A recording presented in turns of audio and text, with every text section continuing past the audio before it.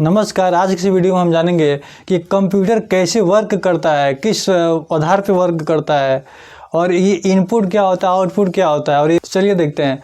सबसे पहले हम ये जानेंगे कि ये कंप्यूटर का भाग कैसे होते हैं, कौन कौन से होते हैं। ठीक है, तो सबसे पहले हम बात करते हैं एक डेस्कटॉप का। ठीक है, जो हमारे सामने एक डेस्कटॉप आ गया, ठीक, जिस पे हमको आउटपुट मिलता है, जो भी फिगर जो देखते हैं जिसे हम डेस्कटॉप बोलते हैं। ठीक है, उसके बाद हम बात बोलते हैं सेंट्रल प्रोसेसिंग यूनिट का। ठीक है, जिसका पूरा नाम है सीपीयू। ठीक, इसको हम क्या बोलते हैं, सेंट्रल प्रोसेसिंग यूनिट, सीपीयू। ठीक है, ये एक सीपीयू है। उसके बाद हम बात करते हैं कि किससे चलता है, तो सबको पता है कि इलेक्ट्रिकल से चलता है। ठीक है, तो उसके लिए हम एक छोटा सा बोर्ड बनाएंगे जो दोनों के बीच में बनाएंगे। ठीक,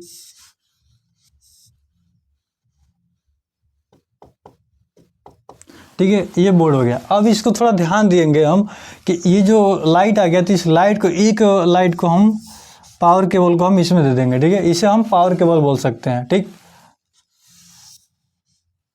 दो पावर केबल हमारे पास आया, जो एक पावर केबल हमारा सीपीयू में आ गया और एक पावर केबल हमारा किस में आ गया, मॉनिटर में आ गया। ठीक है, इस बात को ध्यान देंगे।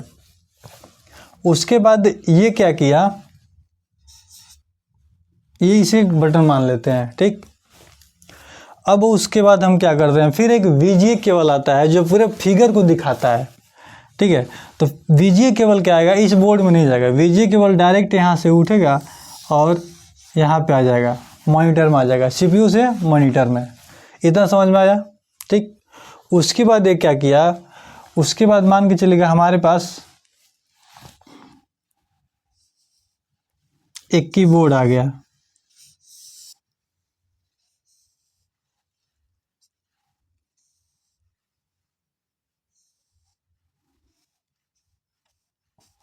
और उसके बाद हमारे पास एक माउस आ गया। ठीक है, एक माउस आ गया। ठीक, और फिर यहाँ पे हम एक स्पीकर बना देते हैं। जैसे इससे हमको इससे नहीं जुड़ेगा, सीपीयू से जुड़ जाएगा। सही, ठीक है, सेंट्रल प्रोसेसिंग यूनिट से जुड़ जाएगा। ठीक है,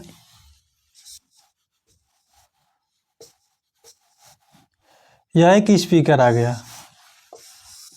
ठीक, उसके बाद हम क्या करते हैं, इतना पहले समझिए, थोड़ा ध्यान दीजिए। तो ये एक क्या है, एक हमारा सेंट्रल प्रोसेसिंग यूनिट यानी सीपीयू है। अगर ये खाली दिखेगा, खाली डब्बा दिखेगा, तो इसे हम कैबिनेट भी बोल सकते हैं। थोड़ा ध्यान दीजिएगा, इसे हम कैबिनेट भी बोल सकते हैं। ये हमारा क्या, ये डेस्कटॉप है। ठीक है, जो ऊपर दिखाई देता है।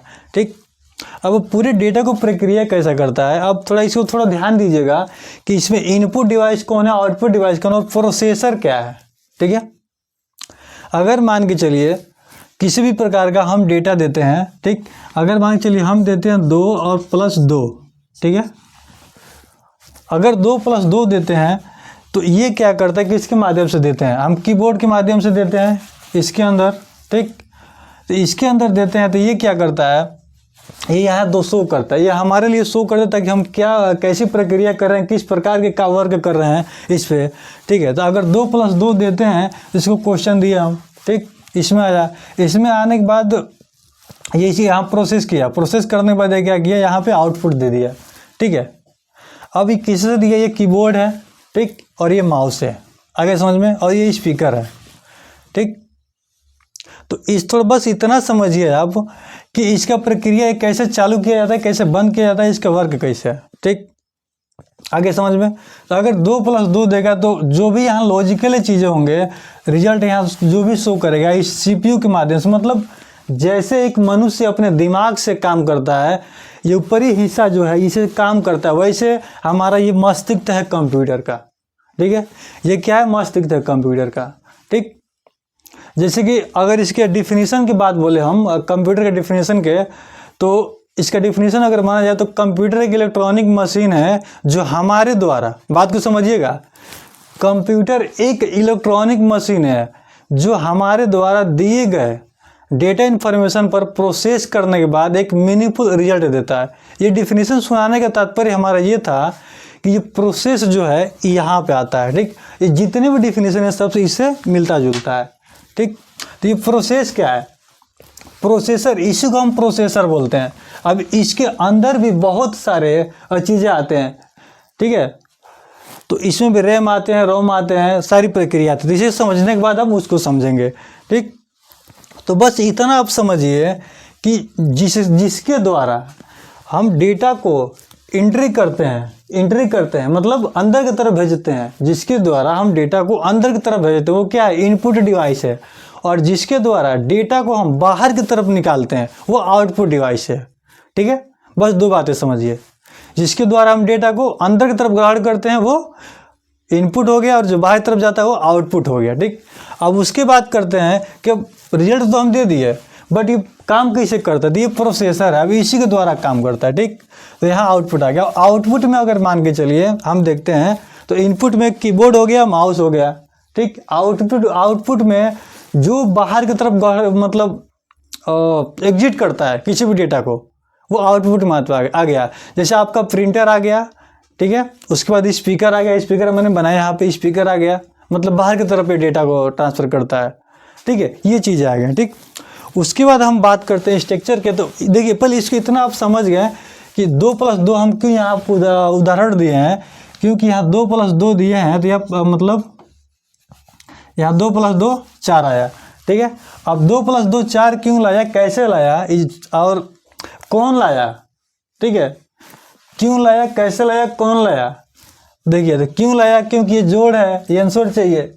कौन लाया, तो कंप्यूटर लाया। कैसे लाया, ये लॉजिक यूनिट के आधार पर लाया, एक सीपीयू के आधार पर लाया, ठीक है। और किसके द्वारा दिए, हम इसके द्वारा दिए, मतलब कीबोर्ड और माउस के द्वारा इसको डेटा दे दिए, ठीक। अब इसको हम थोड़ा बात करते हैं, समझते हैं कि इसकी इनपुट और आउटपुट के आधार पर काम कैसे करता है, ठीक। ये आपको किस में लगेगा, प्राइमरी स्टोरेज में, जो आपका नाम हो जाएगा पीएस। ये क्या हो गया, प्राइमरी स्टोरेज। उसके बाद ये ला करके किसको देगा, एसएस को, जिसका पूरा नाम है सेकेंडरी स्टोरेज, ठीक है। प्राइमरी स्टोरेज, सेकेंडरी स्टोरेज, आगे समझ में। उसके बाद ये फिर ला करके देखिए इसके 4 भाग हो जाते हैं। ये आ गया सीयू, और उसके बाद ALU, ठीक है, थोड़ा समझिएगा, ठीक। ये इनपुट क्या किया, इनपुट यहाँ से लिया डेटा को, फिर हमने क्या किया 2+2, ठीक है। तो हमने लिखा है यहाँ पे 2+2 क्या किया, यहाँ पे मतलब इनके पास लाकर PS और SS के पास लाकर रखा, और इनके पास रखने के बाद क्या किया, यहाँ पे काम करना शुरू किया, ठीक। आगे समझ में। तो कंप्यूटर में भी डेटा कई तरह के आते हैं, कुछ टेक्स्ट आते हैं, कुछ लॉजिकल चीज़ें आते हैं, ठीक है, और उसके बाद कुछ आपके मतलब कई तरह के आते हैं, ठीक। तो समझिएगा। अब इसने कहा कि जैसे हमने इसको दिया लॉजिकल चीज़ें दिया, यानी मतलब क्वेश्चन दिया हमने, तो क्वेश्चन जैसे हमने इसके पास दिया 2+2, तो इसने क्या किया, यहाँ ला करके इसको दिया, ठीक है, यानी CU को। अगर CU समझेगा तब तो ठीक है, यहाँ पे आउटपुट कर देगा, नहीं तो ALU के पास आएगा। दोबारा से फुल फॉर्म बता दें, प्राइमरी स्टोरेज और secondary storage. Primary storage, secondary storage, control unit और अर्थमेटिक लॉजिक यूनिट, ठीक है। Primary storage, secondary storage, primary storage, secondary storage, control unit, arithmetic logic unit. थोड़ा ध्यान दीजिएगा, अर्थमेटिक लॉजिक यूनिट के नाम से ही आप समझ गए होंगे कि अर्थमेटिक मतलब हर एक चीज़ की लॉजिकल चीज़ें निकालने के कार्य करता है। तो अगर क्वेश्चन बड़ा होगा, चाहे मतलब जो भी क्वेश्चन होगा, और ये क्वेश्चन मतलब यहाँ से आया तो यहाँ से प्रोसेस करके ला करके इसको देगा, CU को देगा, कंट्रोल यूनिट। जैसे कि किसी के घर में जो काम होता है सबका अलग अलग काम होता है, पापा का अलग होता है, मम्मी का अलग होता है, ठीक। और कंट्रोल करने का जो काम होता है मम्मी के पास होता है, ठीक है, बात को समझिएगा। तो सबका अलग अलग चीज़ होती है। तो ऐसे कंट्रोल यूनिट है, जैसे डेटा आपके पास कंट्रोल यूनिट के पास है, ला करके सीधे धड़ेले से अर्थमेटिक लॉजिक यूनिट को दे दिया। जैसे अर्थमेटिक लॉजिक यूनिट को दिया ये डेटा, ये क्या किया, प्रोसेस करने के बाद और ये बोला 2 + 2 क्या होगा भैया, 4 होगा। ठीक है, जैसे इसको कंट्रोल यूनिट के फिर ये ट्रांसफ़र किया, कंट्रोल यूनिट को ट्रांसफ़र किया तो कंट्रोल यूनिट क्या किया, एसएस को दिया, एसएस लाकर मतलब दोनों लोग प्रोसेस कर लिए। आ गया समझ में? 2 भाई अलग, 2 भाई अलग। ठीक है, और इन्हीं को पूरे को मिला करके हम क्या बोल देते हैं, एक हमारे पास क्या हो जाता है, CPU, सेंट्रल प्रोसेसिंग यूनिट। इसकी प्रक्रिया को आप समझ गए। इसका प्रक्रिया क्या किया, यहाँ से इनपुट दिए, यहाँ से प्रोसेस किया, प्रोसेस करने के बाद ये लॉजिकल से समझा, उसके बाद ला करके क्या किया, आउटपुट दे दिया। बात को समझिएगा, आउटपुट दिया। अब आउटपुट मान लीजिए आप यहाँ ले लीजिए,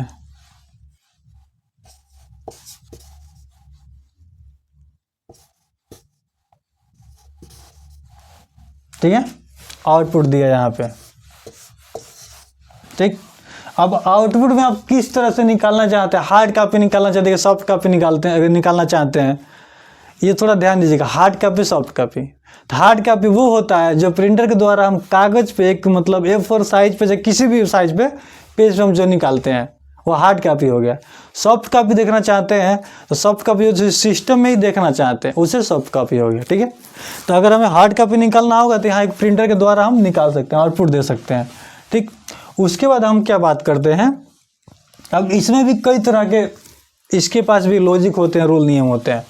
ठीक, जैसे कि आप ये तो देख लिया कि PS SS CU ALU, ठीक, आ गया। लेकिन एक बात क्या कभी सोचा है आपने कि अगर हम देते हैं डेटा तो पढ़ने का काम कौन करता है? आखिर कोई भी कंटेंट या कोई भी डेटा हमारे पास आता है तो जो पढ़ेगा वही तो हल करेगा ना।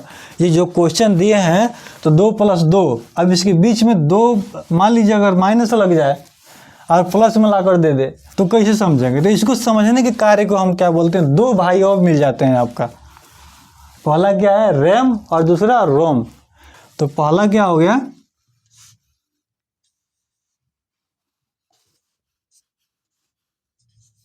रैम। ठीक है,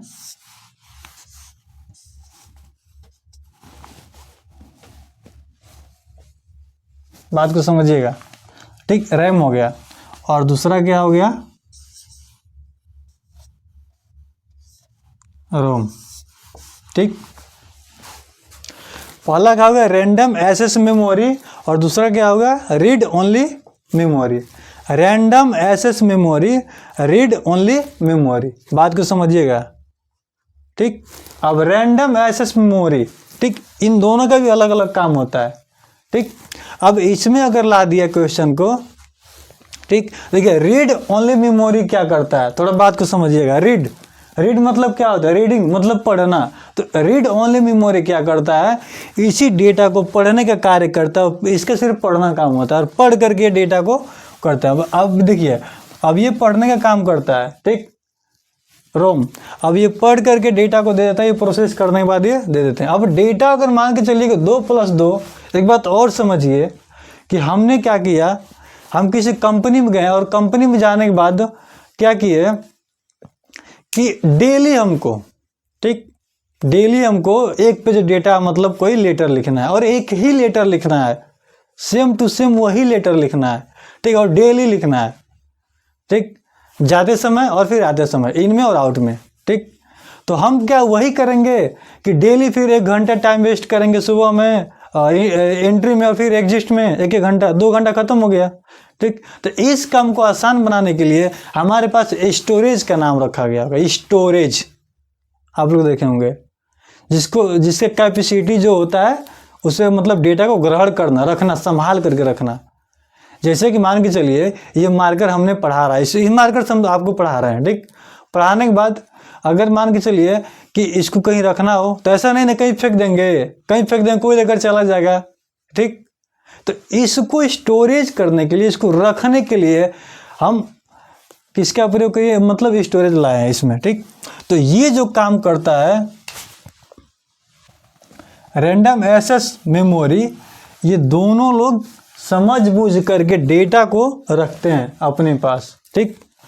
तो जो भी डेटा हुआ हमारे पास, यहाँ से किए और करने के बाद यहाँ से लाए तो यहाँ पे सेव कर देते हैं। आया समझ में, ठीक। आप लोगों ने समझा कि पहले बात सिस्टम, ठीक। तो सिस्टम को देखिए, बात को समझिएगा। अगर माना जाए तो एक मनुष्य के आधार पे ही सिस्टम को बनाया गया है, ठीक। अब सिस्टम में भी कई प्रकार के नियम होते हैं, रूल होते हैं, ठीक।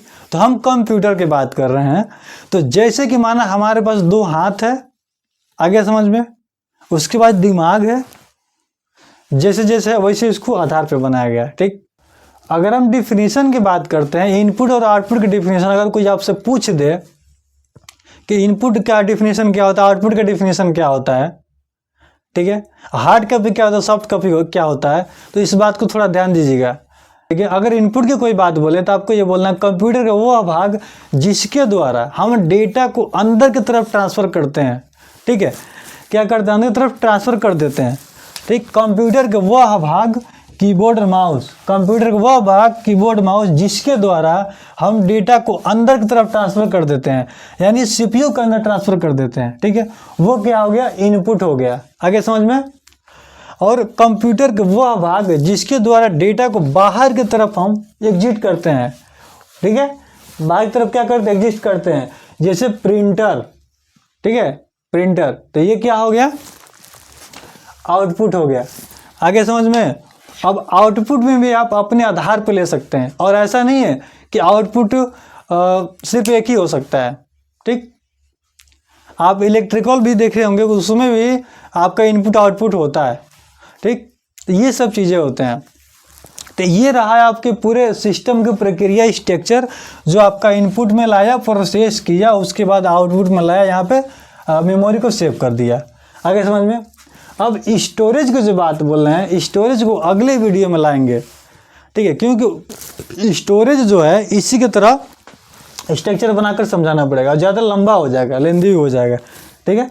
तो आपने समझा एक कंप्यूटर की प्रक्रिया को, ठीक, सीपीयू को, मॉनिटर को, प्रिंटर को, ठीक। अब देखिए प्रिंटर का भी कई भाग होते हैं, प्रिंटर के भी अगर बात करते हैं तो कई भाग होते हैं। कीबोर्ड में भी कई प्रक्रिया होते हैं, कीबोर्ड को भी अलग से पढ़ना पड़ता है, और माउस को भी पढ़ना पड़ता है, प्रिंटर को भी पढ़ना पड़ता है। तो ये स्टेप बाय स्टेप वीडियो आता रहेगा, ठीक है। उम्मीद करते हैं ये वीडियो आपको काफ़ी अच्छा लगा होगा, और इस डायग्राम के माध्यम से आप पूरे अच्छी तरह से इनपुट और आउटपुट समझ चुके होंगे, ठीक है। और इससे जो कुछ भी आपको डाउट होता है तो आप कमेंट बॉक्स में कमेंट करके हमको बता सकते हैं। तो फिर मिलते हैं नेक्स्ट वीडियो में एक नए कंटेंट और नए अंदाज के साथ। तब तक के लिए धन्यवाद।